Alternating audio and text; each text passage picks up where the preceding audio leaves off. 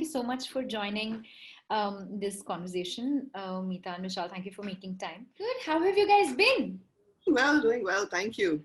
I've been good, up an early morning and looking forward to this conversation. And the combination of the both of you is very exciting for me today because, Meeta, in our earlier discussions, we've spoken about the existing fears of being a policymaker or contributing to policies. And Vishal's been with kids, for the last 2 decades. And under this large question of what is going to happen what can happen when the kids come back to school, what are you guys afraid of? What do you think will happen? And what do you think? And eventually, let's talk about what do you think we can do? What I'm afraid of. I love the question, what are you afraid of? And I suddenly realized what I'm afraid of. I'm afraid of death by circular. Because what's going to happen is clearly we will be lost for a while when we come back. And clearly there will be some knee-jerk responses. There will be reactive actions, and there will be instead of integrated policy action. And when I say integrated policy action, it is actually the opposite of centralized policy action. And integrated policy action actually connects the dots and the bits of meanings across all distributed implementers, policymakers, etc., and then makes sense for it in a cohesive manner. I'm terrified that we're going to have some distributed action, some centralized action from the policy angle, which means our students and schools are going to be hit by circular after circular trying to create patchwork responses. Which means, what does that mean for a student? Okay, schools open XYZ. Do we have the textbooks in place? No, we're not absolutely sure because we forgot to do that. So we will put in a patchwork on WhatsApp saying you can use these lessons and print them out at your local printer. How many of our students will be able to print it out, not print it out? What do we have the worksheets? Do we not? The mental, emotional baggage, the finding of value in other places, the disruption of schools. This gap in expectations and reality is going to lead to outrage, disaster, noise, etc. And I truly, truly fear that. You know, the way the lockdown was done with the 4-hour notice to the entire nation, it's like the whole country froze. And we as humans went into shock, and we have actually not come out of that shock because there's nothing we have done to help our body heal from the trauma of that shock, right? We're frozen, we're just frozen in time. And this has left a majority of our kids, I believe, in shock, in trauma. So my fear is that when kids come back into school and when teachers come back into school, they're still going to be in that shock. And they've not had spaces to heal out of that.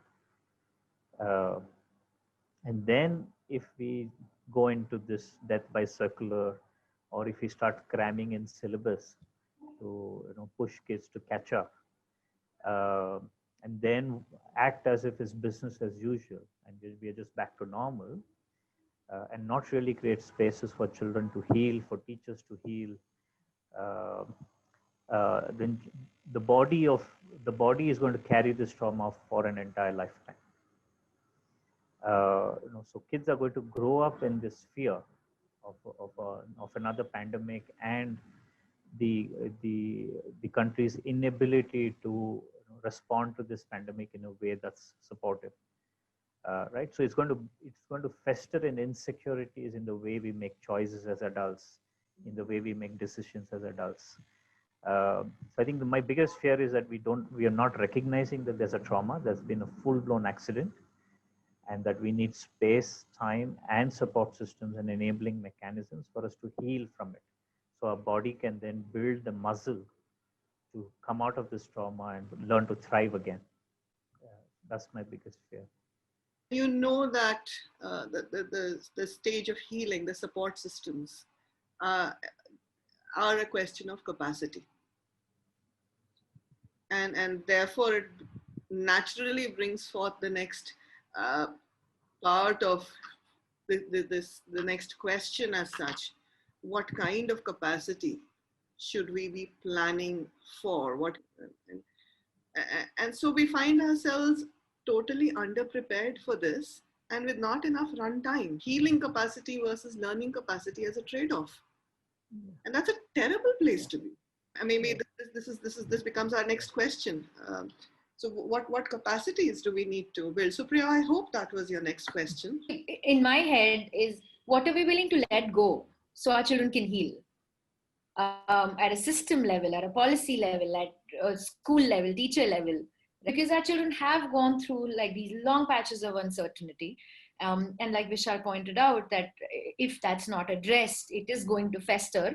Yeah, so I think in my mind, what are we willing to let go? Should we let go of their learning? Should we let go of their, just the fact that we see cases rising and kids are still going out to write exams? So many things come to my mind, but I will let you guys sort of answer that question. Happily willing to let go of everything that was determined by some Khadus administrator sitting somewhere 1,000 years ago. I'm happily willing to let go of administration-led learning. And I think that is where we have an opportunity right now, because suddenly we've experienced it. The admin guy, the administrator, the controller of our engine system is not in charge anymore. We found something beautiful here in this crisis. I'm not willing to let go of that. That is an interesting perspective. Vishal? Yeah, it's a fascinating perspective, Meeta. Was it? No, it wasn't a news article. It was actually one of the young people that we were speaking to from our organization, an eighth grader who managed to convince her father to buy an internet pack so she could get onto her online classes because the school has started classes. And she was 5 minutes to her late to her class, and the teacher marked her absent and didn't let her attend the class. Because it has been so ingrained in our mindset, we have taken those same biases and prejudices also into the virtual world. We have also built these big walls and barbed wires in the virtual world now. Whereas the virtual world by design gives you freedom, right? So I think it's important to also recognize that it's not just about shifting to the virtual world, but also breaking the mindsets. So we don't carry our biases into the virtual world. So I think one, we have to let go of that. That there's a whole new world of learning now, which is more democratic, which has more freedom, which gives more agency to the student and agency to the teacher. But how do we then let go of the old world mindsets and prejudices that have informed the way we operate in learning and education before? Other piece, I think a lot of us have found in the last few months, a lot of us who had access, we have found our own ways to heal and kind of make sense of this trauma. And if you actually start looking into what has helped us, I know Supriya, for example, you have been painting, and you've been painting amazingly beautiful stuff. And Sucheta, for example, has taken on to music, to learning the ukulele. I have started writing again. So each of us have found ways to heal, and we know that that happens in arenas of art and play and music and say mindfulness practices or meditation. So could the school syllabus, as we go back, at least for the first 90 days, be around, okay, no subjects, let's just bring more art into the school, bring more play into the school, bring more unstructured spaces into the school, create more spaces for listening in the school, create more spaces for children to express their emotions in the walls if need be. Could we potentially do that for the first 90 days rather than focus on the syllabus, where it could be a session that goes on for 40 minutes or a session that goes on for 2 hours, right? And we let go of that need to 40 minutes change, right? So I think those will be my ideas. So one of the toughest things in education practice is sustaining and being consistent about what you have resolved to do.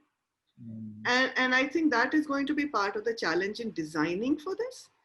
I love your idea of the first 90 days of having healing sessions, whether we call them healing, whether we call them onboarding, we have to find wonderful names. So again, if it is built to a specific set of goals that meets the utilitarian needs of the system. Yeah, yeah. And the visible demonstration of value in a way that can convert to money in 5 years' time. And if it aligns with collaborations, if it aligns with communication, it aligns with self-expression, finding value, I think we would, in a way, have already progressed the NEP as well, Yeah. middle school goals, because 90 days of that kind of work would bring in another mindset change of what is possible. I think that's a brilliant way to put it, to re-articulate it. So I'm thinking maybe re-articulating not so much as healing or investment in well-being, but more a re-articulation of one is around reintegration, reintegration back into a learning environment that requires a certain set of skills, and building the capacities in the child and the muscle power in the child to be prepared for future uncertainties and unknowns. I agree with you that framing it from a lens of healing without having a utilitarian value that is attached to learning might not fly. But if we kind of articulate it in a way that is to help children reintegrate into learning, so they can come back to what you earlier said, that the linearity of learning, the continuity of learning that has got lost, uh, and then building the capacities for the future. The boxing concept that Meeta briefly spoke about, um, the scheduling and it brings tremendous amount of predictability, right? And that predictability brings in a lot of the sense of safety for people who are actually executing this, right? For teachers and for school leaders, this whole the loss of those lines had to let go of the control that they're so familiar with, which makes them um, feel safe, because they've gone through some uh, sort of trauma as well, Yeah, right? yeah. So letting go and then embracing change is difficult, because I think we are definitely used to more habit, right? So it will be difficult, and we have to acknowledge and validate teachers and school leaders as they embrace this change. We have to appreciate them. We have to recognize that. As we have worked with more and more teachers on the ground, both in urban and semi-urban rural settings, uh, one is we've seen teachers across the board have recognized that the old is not working anymore. I mean, like you said, the way teachers embrace the online model of learning, the virtual learning model, even in a limited capacity, has been quite amazing. It's amazing how teachers have adapted to this new change. They've struggled through it, but they've adapted to it. If this is what needs to be done, this is what needs to be done. Right now, teachers are going to go back to the school and say, you know what, 60% of my syllabus, I don't need to be doing face to face. I can do it in the virtual environment now. I can do recorded sessions and share it with my students. I don't have to run that session in my classroom. So now what do I do with 60% of my time? If we give agency back to the teacher in a particular school system and say, you know what, we trust you, and you know what's best for your kids in your school, do what's best for them. Here's the overall framework that you need to follow. Here's an overall sense of where we want the kids to land at the end of 3 years of education, 8 years of education, 11 years of education, 14 years of education. But how you go about doing that is you. Now, of course, you just can't do that. You have to then shift teacher training and teacher professional development in a way that then the teacher has the capacities and the confidence to make that change happen on the ground. Uh, but if you actually break it down into unit economics, it's a very manageable system. Uh, and that's what I believe, right? That we kind of tend to just keep going back and saying, no, but it's a big country. We've got millions of kids and millions of schools. And how do we manage such a large system? Of course, there are gaps. But the schooling system in UP looks fundamentally different from the schooling system in Karnataka. The challenges of context are very different in UP versus Karnataka. Even within Karnataka, the context of Bellary is very different from the context of Bangalore. So if you start recognizing that and start giving more power and decentralize more power into the system, into the administrative system at the local level, and then the school leadership and the teacher and the students and the community around, including the parents, I think it's a very manageable shift that's possible. Yeah. Uh, That's a beautiful systems view. That's a beautiful systems view, and I'm glad you brought that up, because the question of scale is what tends to, the question of scaling up is what tends to daunt most of us in the sector. I fear that instead of chasing standards, we are chasing standardization. I think it's simply a question of misunderstanding that we are trying to chase standardization, that the same solution has to be applied everywhere. Now, there has to be a set of principles, guiding values, even possibly a basket of techniques, tools, etc., that are available for similar types of outcomes. Learning outcomes is too static a goal, because I lean towards the fact that I would rather have daily value addition, daily progress. School can be an escape from that, and an escape into a world of I grew today in so many ways. I grew today in this one way. This is where I am a better person today than I was in the morning. This is what I could do for society. This is how I could, and my personal motto is make it better. Feeling that emotional and learning growth that happened, to feel it in the moment, and then to come out of school saying, I'm ready for this, the rest of this day.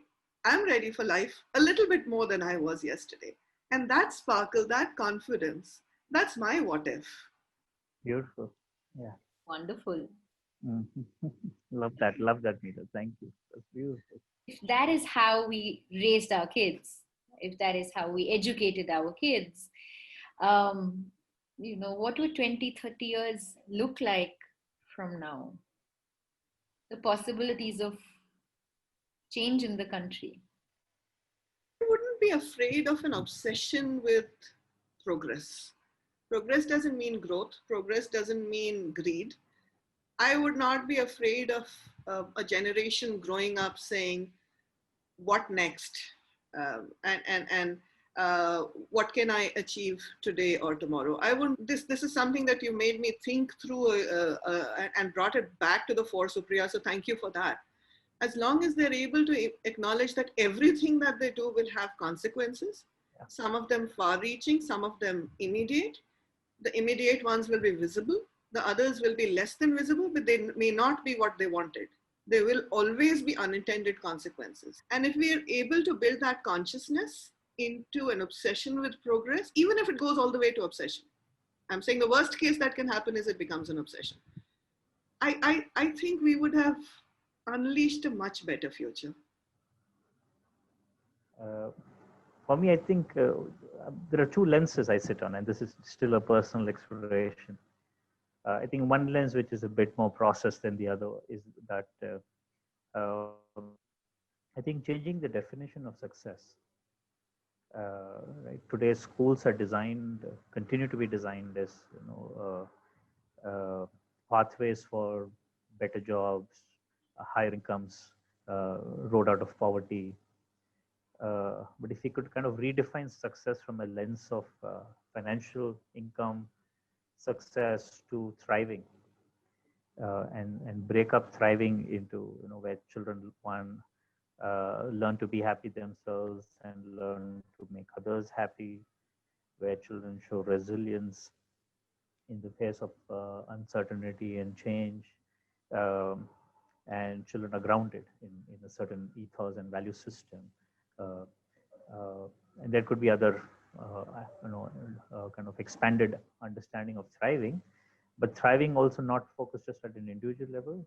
The understanding that when an individual learns to thrive, they also help their families thrive, their communities thrive, and the planet to thrive. And bringing planet as a key stakeholder into this definition of success is very critical. So for me, the possibility of the next 20, 30 years is really where education can move from a very reductionist purpose to a more expanded purpose of thriving, and thriving as a planet. And if you're able to even shift that definition as a purpose of education, and then build in some structures around that, I think it'll be a huge service to the field of education. I think that other lens around that is also that thriving opens up more equity in the space.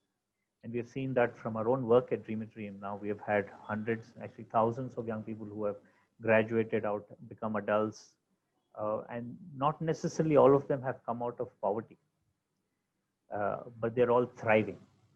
And their definition of thriving looks very different, right? Of course, income is important, and that progress is important, but not just reduce it to that and kind of expand that definition of success to include relationships, planet, my own sense of identity, my own sense of self and self-esteem, how I engage myself in the community and society. And those young people have shown through the pandemic, we're seeing hundreds of stories of young people who reached back to their communities and supported their communities through the pandemic, right? And that because they kind of picked up the notion of thriving. Yeah. Thank you so much for your time, Vishal and Meeta. This has been such an insightful conversation. I'm so hopeful about the idea of reintegrating kids into the school. I'm excited about the potential of that. Yeah, any closing thoughts? I could continue the conversation for much longer. I'm really enjoying. Thank you, Meeta, for I think very thoughtful. It's a very thoughtful conversation. And thank you, Supriya, for your very thoughtful questions. I think we should definitely have more conversations like this, Supriya. Thank you.